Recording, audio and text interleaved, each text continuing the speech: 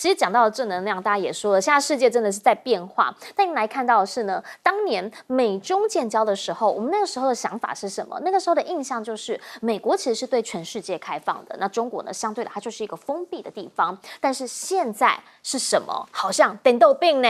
原因是因为你来看看这一次的缅甸强震，中方呢现在已经有好多支的救援队伍进到里头了。美国川普虽然是说有啊有，我们可以来帮忙，可是却好像根本就也没有见到人啊。甚至同一天呢，还在宣布要继续裁撤 USAID 剩余的工作岗位。必须理解哦 ，USAID 对于缅甸先前的这些帮忙啊，不管是补助啊、民间的这个团体的支持啊，其实是蛮重要的。但现在呢，真的是有想帮助吗？这一次其实缅甸跟泰国的地震，台湾这一边呢，当然啦，缅甸可能没有那么多直接的接触，但是呢，在泰国我们其实有希望能够帮忙。泰国民间也有说希望台湾这边能够有人来帮忙。好啦。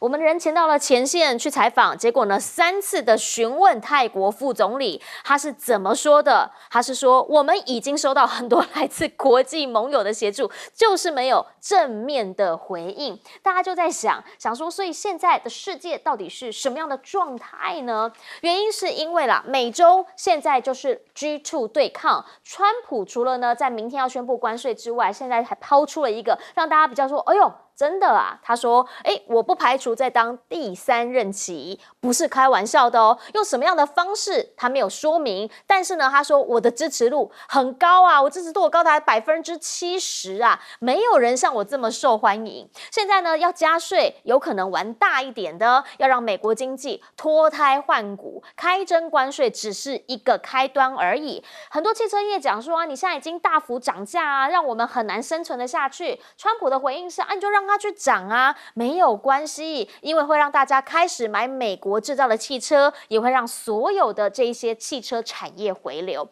但是这些做法确实让在地很多人是无法接受的。里面除了川普，还有一个很重要的灵魂人物是马斯克。所以呢，全球253个城市现在有下架特斯拉这么样的一个活动。好，原因是因为呢，要拯救生命、拯救民主。你来看看，大家呢拿起了牌子，讲的都是反特斯拉，然后就连结是反马斯克。而且呢，抗议者甚至呢还开车撞伤了川普的支持者。好，这个呢其实是让大家比较不鼓励、不支持，而且呢要提醒千万还是不要有这样子比较明显的对抗。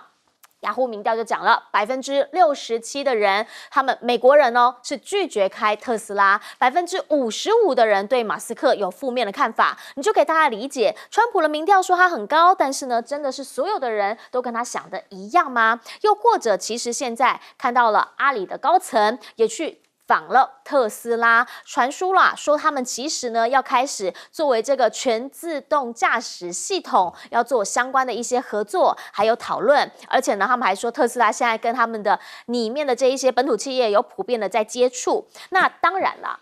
还是商人嘛，所以回过头来，商人就是做生意嘛。比如你看库克现在呢在访问中国，除了去浙大里面之外呢，还打文化牌，自称呢是哪吒的忠实观众，还对 DeepSeek 这些创新的成果啊赞不绝口。所以啦，大家都在讲说呢，这个苹果营运长说的说是因为中国是我们供应链的核心部分，话其实讲得很白，我们在这边投资了30年，我们未来还会继续大规模投资。有钱为什么不赚呢？商人将本求利，哪里有钱赚哪里去。但是对于政治人物来说，那就不一定了。请教亮哥，您会怎么样来看？当年我们在看到了1979中美建交的时候，那个时候的感觉跟现在的实况好像有点颠倒病。我其实不要那么远呐，我们到1995年 WTO 成立哦，那现在不就倒过来？因为 WTO 是美国主导的嘛，对，大家都知道啊。那世界自由贸易秩序也是美国历来的国策，是。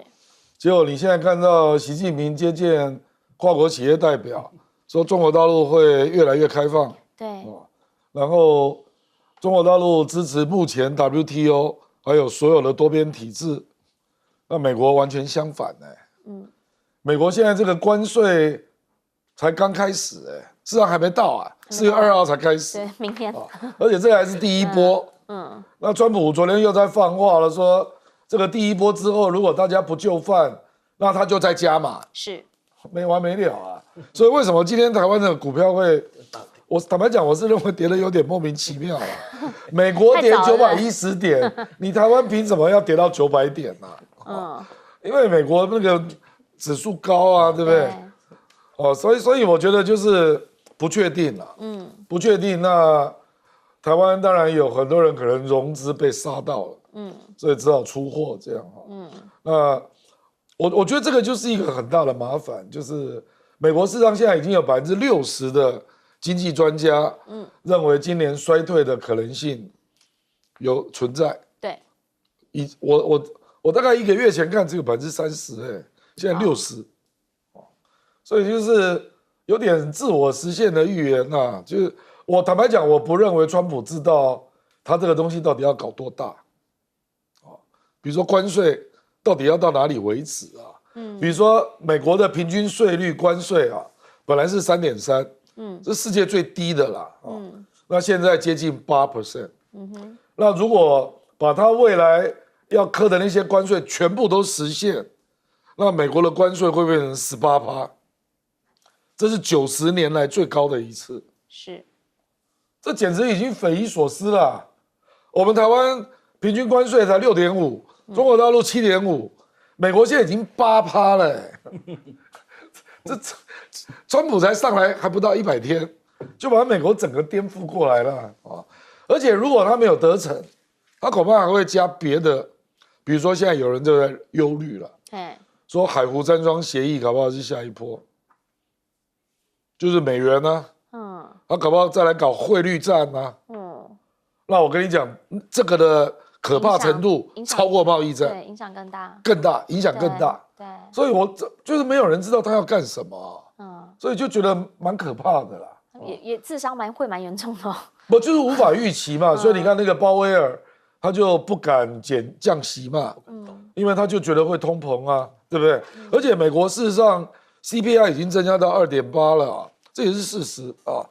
那现在川普的团队就说，等这个家伙下台再说。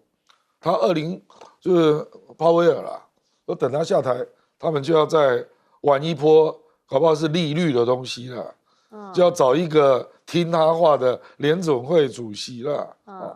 我认为如果美元以它的这个金融霸权的优势要来打全世界那后果真的会非常非常严重。现在美国还不是用美元霸权在打对，现在还是用贸易。那可是接下来如果又扯到金融面那今年跟明年恐怕就是一个非常不确定的年了，而且这个恐慌指数恐怕还会越来越高所以你可以看到最近货币基金都在大增嘛，黄金现在3000点变成起点3000变成起点，一定要迈向3100还有人喊到3500，所以我们现在就是这种世界好，这个鲍尔的任期给大家一个数字，来2026年5月，就在此之前呢，可能这个汇率战还不会打，但是问题是盛峰老师，光一个关税战都有错个戏啊，你怎么样来看？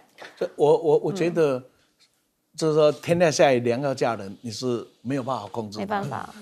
但是呢，就是一个国家一个民族就要找到这样的机遇。比如说我举个例子，大家都看衰的香港，最近显然是回魂了。那举个例子，现在世界上最大的银行黄金银行就是美国跟伦敦嘛，现在香港绝对开闭。那为什么要开闭？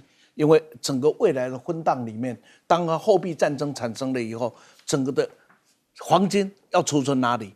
储存在欧洲的伦敦，储存在美国的纽约是不放心的，储存在中国狭义之下的香港是安定的。这就记忆嘛，你要是5年前、10年前提要建黄金银行，谁理你呀？没有人理你。特斯拉也是一个记忆，不是，就平常特斯拉是整个新能源车的领头羊啊。中国大陆今天有这样的新能源车的成就，特斯拉是占有很大的功劳啊。那是因为当时中国政策的一个正确。可是呢，现在因为马斯克特斯拉连接的结果，政治的形象对特斯拉造成了一个伤害。那这不是给中国整个的这一个新能源汽车良好的机遇吗？这个是谁送的？不是你要的，是人家有的，那我们就给它装上去嘛。再举个例子嘛，这个以美论，现在以美国移成这个样子，对于美国的盟友，现在你说加拿大，他1年前怎么会想到说有人要来消灭我？他还没想到要兼并，然后欧洲人想也没想到，他们想到啊，有人要来强来格陵兰，他想不到的事，现在全部发生。这个时候，美国是一个不可信的盟邦，一个不可信的盟主。这个时候寻找第2大经济体，而且正在势头还在成长中的国家，这个势头是谁给的？是川普送的，是美国送的，这不是中国大陆去自然过去做的基础，但创造出来的结果嘛。再过来，我们来看看美国的内部呢，现在就很像。我现在先引用班农的一段话，班农怎么来评价马斯克啊？他这一段话讲的意思啊，说我们欢迎来皈依的人，因为他是南非来的嘛，但是呢，你只能坐在后面的一排，然后一排一排的往前坐。美国不是你游戏的地方。这话就讲得很难，为什么？因为班农像等等他们这些自认为是国家的脑筋，自认为是共和党保守派的最大的头脑，现在他好像没有用了，因为被谁取代了？以前他天天可以在川普刚上台的时候，可以在他耳朵边啊住，现在住的是谁？现在是换马斯克。那马斯克你是什么东西啊？我读了多少书，我受了多少学，我经历了多少？你是一个造车的，你来嚣张什么？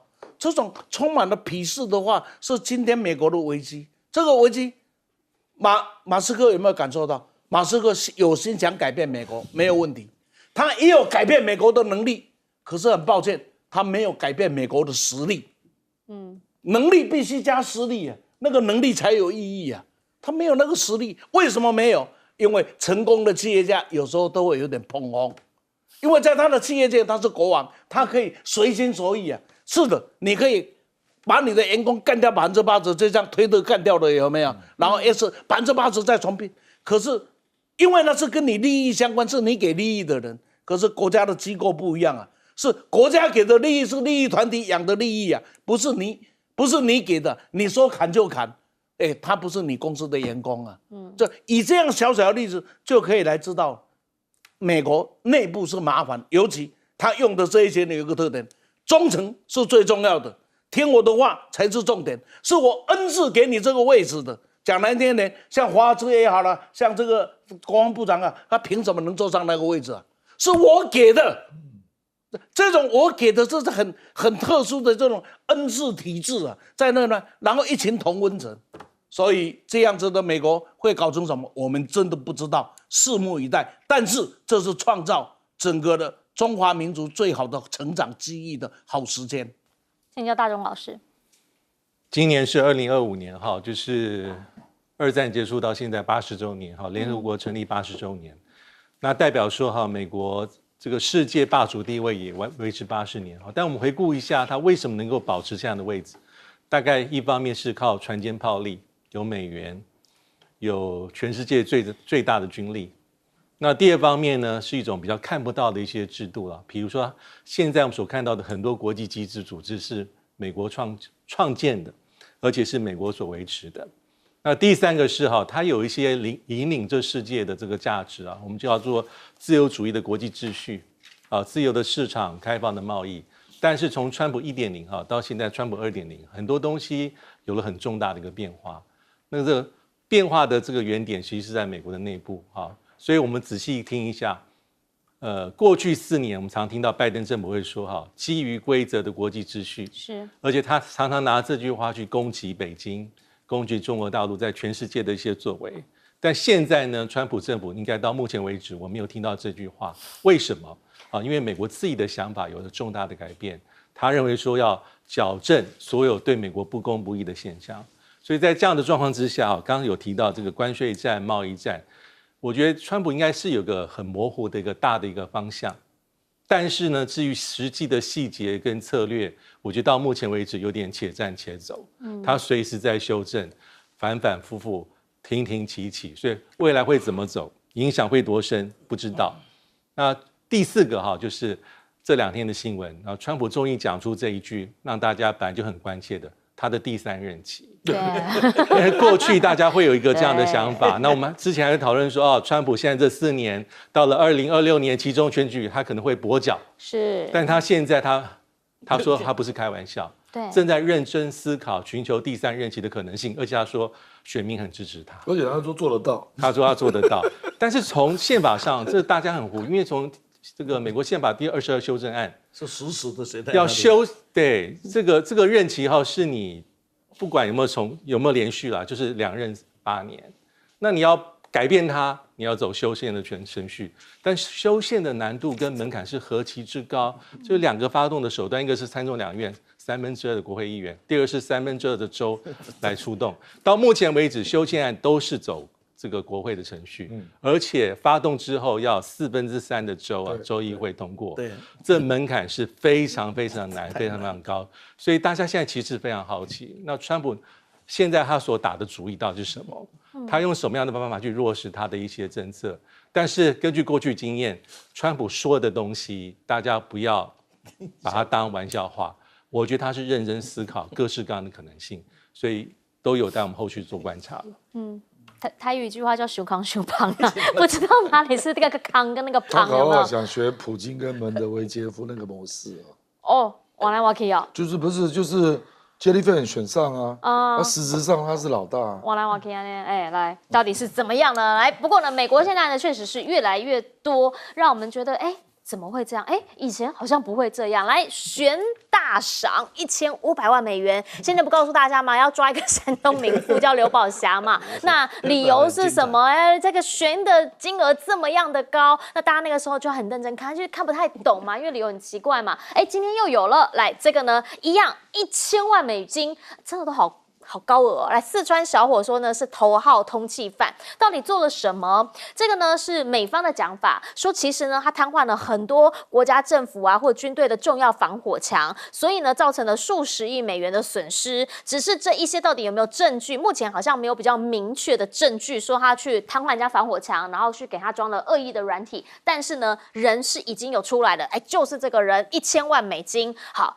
大家就在说，这其实是不是就是科技战？现在呢，要开始一个一个把它火给点起来。毕竟呢，目前看到中方现在 ASML 已经被美方这边跟他讲说，你不行，你不行。人家真的还走出了一条路。这个被称为菜鸟设备厂。为什么说菜鸟？因为它这家公司4年而已啦。这家公司呢叫做新凯莱。那现在呢是在深圳这边，主要呢就是因为它致力于开发半导体嘛。那目前知道的就是它已经呢展示出了28奈米级的这个晶圆光刻技术，如果说按照它的逻辑真的可以的话，有人认为它其实也许有机会做到3奈米，所以呢就会让美方这边比较紧张一些些。再加上日经是怎么说的？日经说其实你要小心哦，原因是因为华为现在还网罗了台积电的前工程师，那再加刚刚那个新凯莱一起去研发晶片设备那听起来就会让美方更紧张一些些。当然啦，现在整个台积电被他们搬走了嘛，可是军事上面的较量也还没停，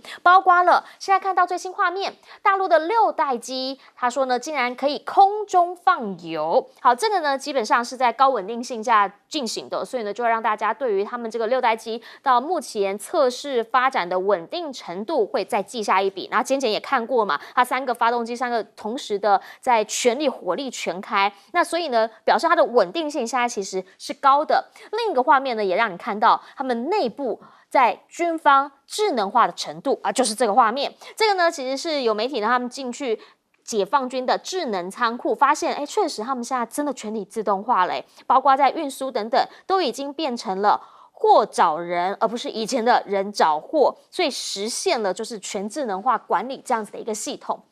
这一些就会让大家看到了，确实他们现在内部透过了科技，透过了智能化，已经有不一样。所以呢，让川普他现在讲到要去沙地阿拉伯，还说了沙地阿拉伯已经讲好要投资我们，我记得那时候是1兆美元嘛，对不对？还要买军事设备的时候，大家就会想问，是真的吗？因为呢，时间点又换了，本来说是4月28号，现在推迟了，说变成了5月中旬要去访沙地阿拉伯，而且会是他就任之后的第1站。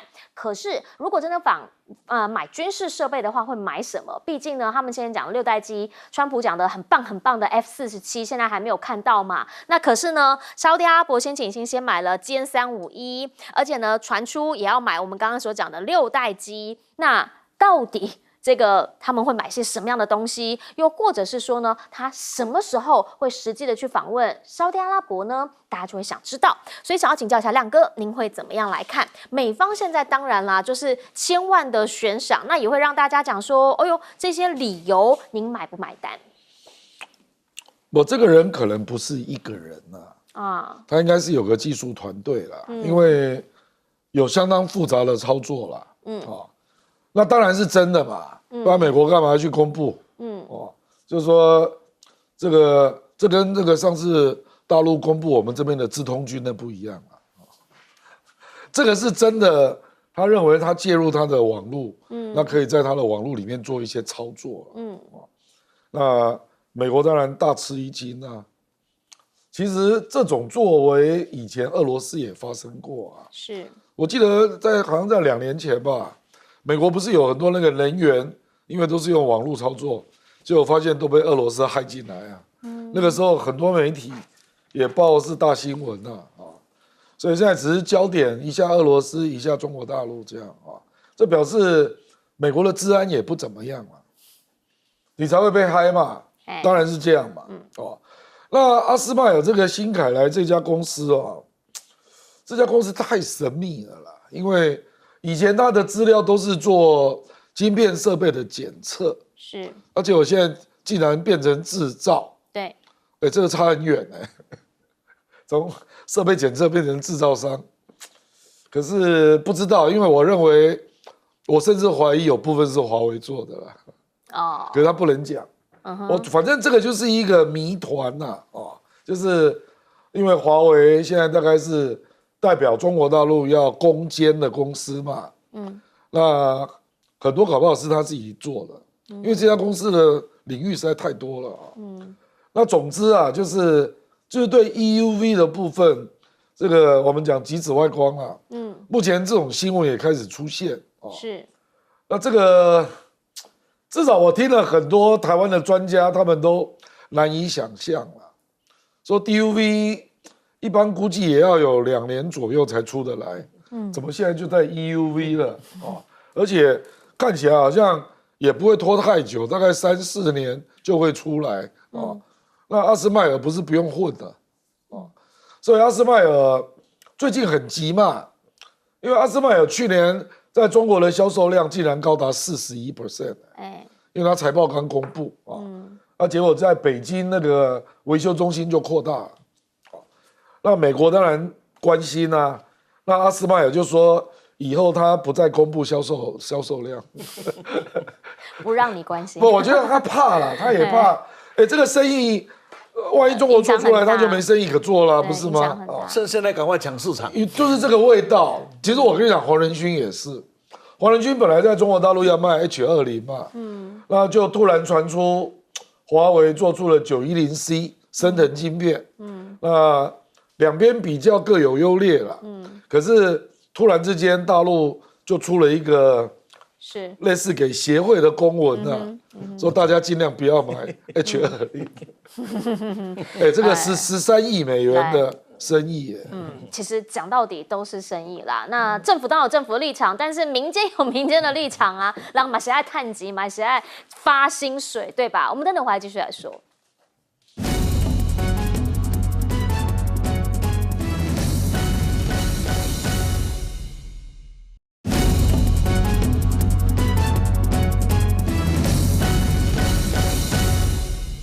好，欢迎回来。我们在讲现在的资讯站，讲到了这一家新凯莱公司，虽然听起来很像菜鸟4年，但很厉害。请教盛峰老师。这样子这个当时呢，开始对光刻机对中国下手的时候，阿斯麦尔的 CEO 就讲过一段蛮有我印象蛮深的话，他意思大概就是说，今天呢对中国做了完整的封锁，结果聪明的中国人一定会铸造新的光刻机的。我大概意思就这样子。那现在的中国大陆大概分2条路走，一条是不断的在科技就研究上在突破，那这哈尔滨工学院是一条路，另外一个呢就中科院中科院在 DUV 的这个测试量最近有很大的一个突破。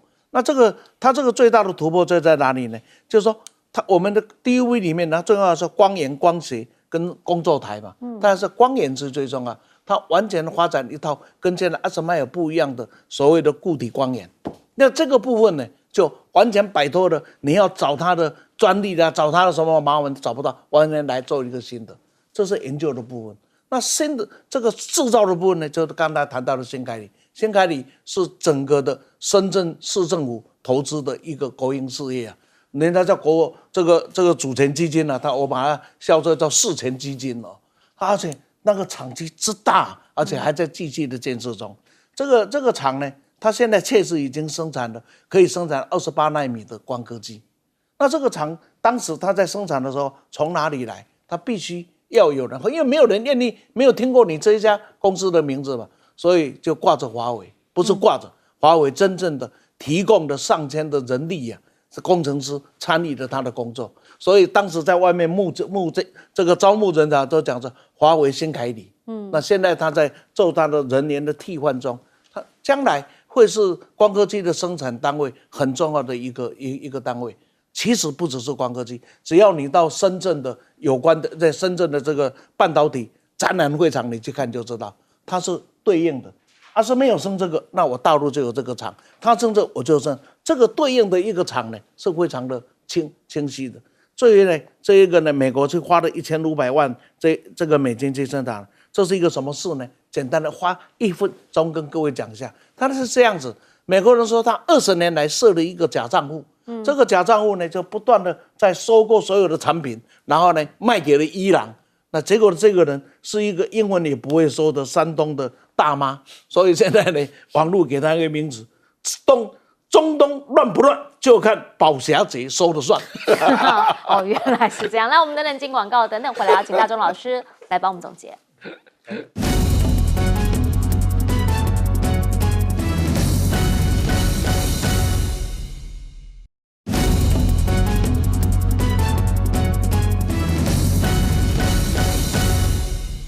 节目最后，请大钟老师帮我们总结。对啊，现在美国媒体传出说川普可能2.0第一个出访对象或是沙特阿拉伯。是。我们回顾最近这100天相关传闻，川普可能去造访国家，但不外乎中国大陆、俄罗斯，后来他否认，还有沙特阿拉伯。但我觉得沙烏地是可能的因为有一些蛛丝马迹可循。怎么说？因为川普就任之后，他第一通的电话其实就是跟沙特阿拉伯的王储这个穆罕默德通电。当然，第一个造访白宫的是以色列总理内塔尼亚胡。那通电话谈什么？后来媒体说，川普很高兴，因为沙烏地承诺要买6000亿的产品。这是1月23号。到了3月7号，川普更进一步讲，他说这个沙烏地阿拉伯很好，要承诺买1兆美金的产品。为什么呢？因为沙烏地阿拉伯比我想的更加的富有，更加的有钱。所以我觉得是有可能。第二个蛛丝马迹是，其实回顾一下川普1.0的时候，在2017年5月，他的确第一次出访的3个国家之一就有沙烏地阿拉伯，包括沙烏地阿拉伯，包括以色列，还有包括教廷。当时是这个库许纳他的女婿去牵线，而且谈了很多东西，包括军购的意向书。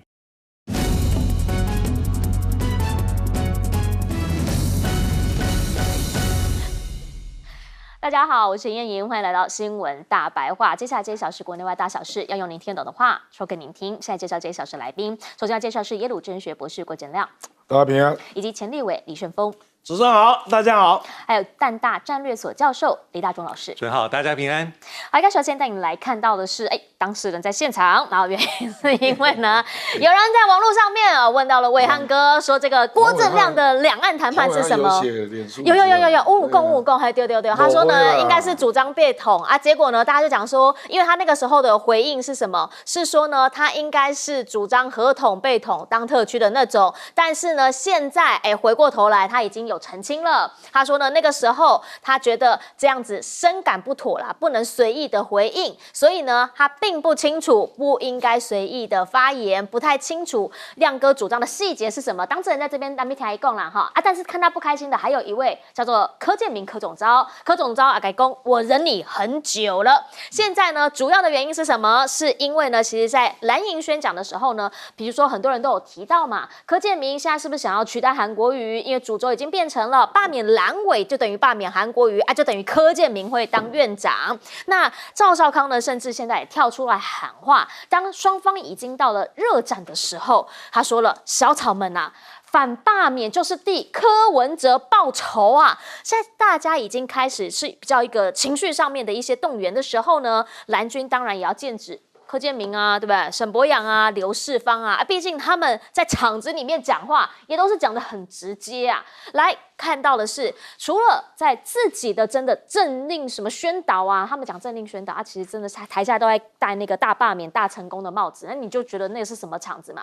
可是当晚上的演唱会的时候，本来还告诉大家大港开唱啊，不讲政治，可是里面怎么说的？里面呢就发现大家都在喊大罢免、大成功，甚至呢还用3只小猪的故事在讲，如果说呢我们没有守护这里，就会有别人替我们说话，音乐就是政治啊。那个时候不是有一位出来说啊，我们就是要饭的啊，合法的饭你不要的这一位杨舒雅歌手，他昨天也站上台了，然后呢也开始说要为台湾加油，台下也是很激动啊。其实大港开唱，当然呢他们今年说他们没有拿补助，但确实他们就是拿政府补助起家的嘛，所以大家就在讲这样子的一个场合，那真的您的感受会是什么？陈其迈高雄当家的，在场子里面呢，也告诉大家说，政治人物做不好就应该要勇敢罢免他，人民才是头家。话讲的都很好听，但有的时候只要讲到数字，我发现就很容易被人家检验，特别是在高雄。来高雄市议员就直接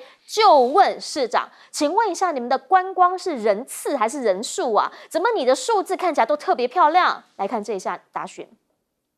我们最常看到我们市政府的宣传，2024年我们高雄市旅游人次总共是6794万人次，可是实际上呢，我们调了我们的观光署的资料，在2024年来台旅游的人数呢，总共是785万人，没有这么悬殊的数字。因为我们高雄采用数字的计算呢，是以人次嘛。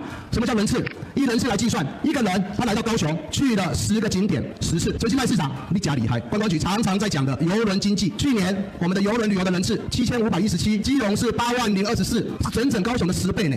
可是看到高雄的这个宣传，好像我们高雄的邮轮的经济邮轮的旅客超过了基隆，现在是把牛吹到天上去了，海哥会把邮轮的吹到天上去。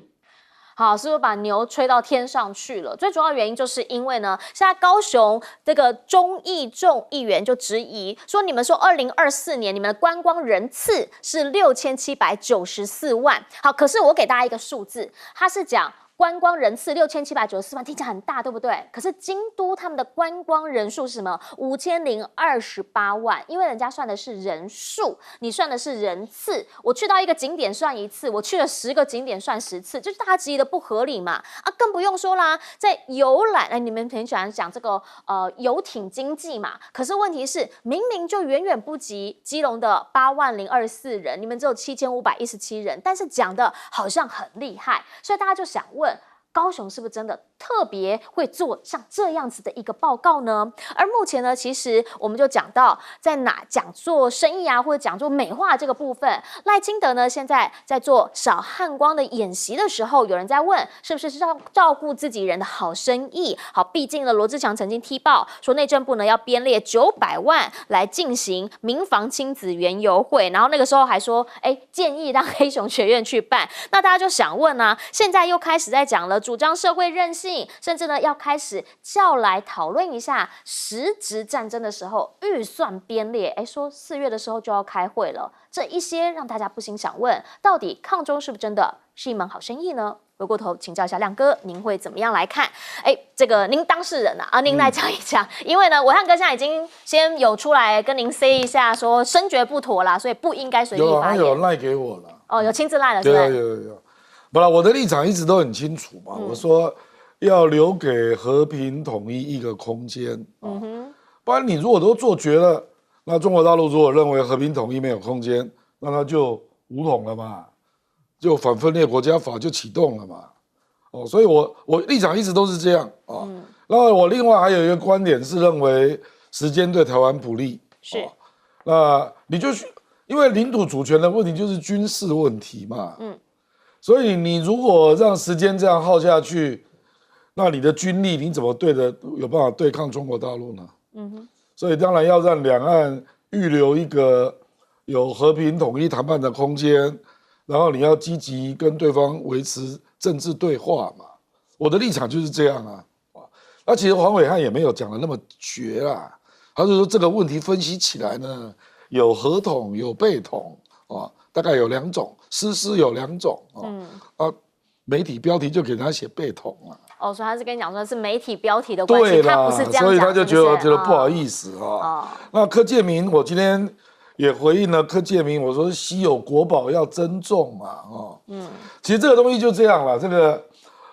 柯建铭忍耐我们很久了，不止我啦，他还把我跟吴子嘉扯在一起啊。那沈富雄也被扯在一起，林卓水老师，竟然也把林卓水扯在一起，林卓水还出来抗议，说怎么把他跟我们弄在一起这样啊？那你们说我们忍他也很久了，我就是要回柯建铭说，台湾人民忍耐你很久了，这个东西就是这个没有关系啦，因为事实上这个罢免之后。如果真的加6，那立法院长要改选嘛？那难道立法院长不是柯建铭吗？这个当然，这个蓝营也都在。事实上，我看到很多造势演讲也都这样讲。那没有办法，因为罢免跟反罢免的投票就是一种负面情绪的动员嘛。是所以朱立伦真的太单纯了。他说罢免蓝委就是想要罢韩国瑜，这样是没有力量的啦。因为这样是爱韩国瑜的会出来投票啊。那你如果说是罢免韩委，就是柯建铭要当立法院长，那个情绪才会被动员嘛。这个很无奈。其实我很讨厌罢免这种东西啦。在西方国家也基本不行使啊，因为它就是一种负面情绪的动员，而且你法律又定了25%就可以罢免，这本来就是一个不合理的制度嘛。可是既然制度现在是这样规定，那大家只好进来玩游戏了嘛，那我不能输啊，所以双方都来搞。那绿营为什么会占先天优势？因为他搞了4个月了嘛，而且抗中保台本来就有相当一群人是坚定支持的。那国民党坦白讲，晚启动了3个月了那所以你现在要让那个蓝营的选民知道，然后知道要出来投票，这个都要费很多精神尤其。因为国民党的网络运作，除了自己中央党部的脸书小编是做得不错，可是宣传力道跟绿营差太远了。绿营事实上已经跟各种网络公司都结合了啦。对。那我另外讲到，我说我觉得有些话真的不要讲太绝了。我讲的是两岸我们举例啦，赖清德讲17条，我认为17条都是可以讨论的啊。比如说两岸。你说去大陆交流要揭露特殊的军公教或者是军事审判，这个都可以讨论的。那你有必要故意要说境外敌对势力吗？我觉得那个是很故意还有比如说卓荣泰昨天提到翁小玲，他说要那个请一些资料嘛，对不对？好，你说粮食战涉及国安，那卓荣泰可以讲啊，说以后涉及国安的情资的搜寻要经过院长室同意。你如果这样讲，我也不会有太大的意见。可是你是怎么说？你说只要是翁小玲要资料，通通要经过我院长室。所以我觉得你现在讲话的方式就是在拉高敌对的氛围嘛。有必要搞到这么绝吗？赖清德为什么？你蔡英文执政8年，两岸的氛围从来没有这么敌对过啊，那绝对跟你的讲话用词有绝对的关系嘛。就领导人，行政院长也是领导人是你把翁小玲说，翁小玲委员，你以后只要申请要资料，通通都要经过院长室，请问这是根据哪一条法律啊？你这个不是就是故意要去惹怒？然后让绿营的或者主张罢免的人都聚焦到翁小玲上来，我觉得这个就是一种策略性的发言呐。那包括赖清德故意去讲境外的敌对势力，也是一种策略性的发言，就是为了激怒两岸，来动员你的反罢免的群众嘛。这个太明显了嘛，因为我们的国安法、反渗透法就有境外敌对势力这个概念，然后跟大陆地区、港澳地区是分开写的。我们的法律概念是这样，是，那你就故意要把它讲成境外敌对势力就是中国，这是故意的嘛？因为我不认为我们的国安法这样不能执行啊，或者是反渗透法。我们讲的是大陆地区、港澳地区、外国还有境外敌对势力。自己去看法律嘛，你为什么要这样讲？就故意的嘛。是，想请教一下盛峰老师，您会怎么看？怎么看？这一把火怎么看？就这样子。你说看到今天台湾这样的情境，你心中没有怒火，你还是一个人吗？你心中没有那个愤怒，你还记得我们读书有用吗？我们所有教的书、上的课，所有讲的基本的民主政治 ABC， 现在在台湾哪一个被尊重啊？人权保障条款 ABC 哪一条被尊重啊？在这里我们还要再装着一副温良恭俭让，那当然他就嚣张了嘛。整个的社会里面良心没有愤怒啊，是这个社会最可怕的地方。谁是代表良心一个很重要的力量？一个是已经烂掉的媒体，那一个呢？一个应该是学界。学界我还有一点期待，可是呢，当年高讲民主、道德、人权理念的这些人，现在都跑到哪里去了？通通颜色决定一切。以后不要再点个博士学位出来骗人，不要点个教授什么这个验士学位出来骗人，是不是啊？堂堂的验士讲什么话？哎呀，那个不是言论问题，是个人的问题，因为他是潜在国安的威胁。那所有讲话不容你喜欢的人，不都是潜在国安的威胁吗？都是预备犯，是吧？这个话是谁讲的？是政客讲的，我还可以原谅他胡说八道，就原谅像陈其迈这样胡说八道。但是一个堂堂的验士讲的，令人看不起。为什么？因为整个的环境是如此。这个环境是我们今天只有议题炒作的能力，我们没有解决问题的本事。讲起议题的操作，一套又一套。你看，全世界有哪一个号称民主的国家是这样在玩罢免完成这个样子的？罢免理论上说，我针对个人。哎呀，你选举时候你的承诺没有完成，或者你的承诺或者你的言行我们不能忍受。现在是用党的方式在全台湾进行党对党的罢免呢，这什么东西呀？这哪叫罢免？这叫在朝的造反呢！看那一听罢免还好听，干脆你拿一把刀子把不喜欢的干掉算了嘛。这跟当年朝廷拿刀杀人有什么不一样？